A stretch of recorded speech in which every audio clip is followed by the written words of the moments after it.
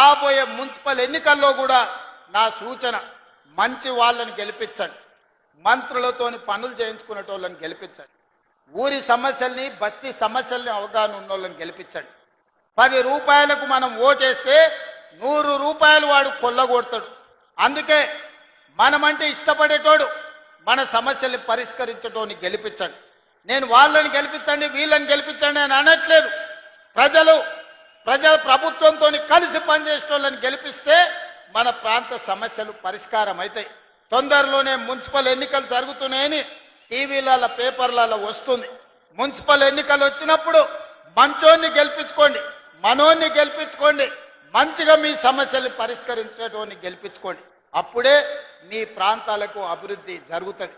ఇవాళ నేను ముఖ్యమంత్రి ఈడికి వచ్చిన అంటే బీజేపీ ఎమ్మెల్యేలైనా వాళ్ళు వచ్చి అడిగినారు కాబట్టి ఇవాళ మంజూరు చేస్తానని నేను చెప్పిన.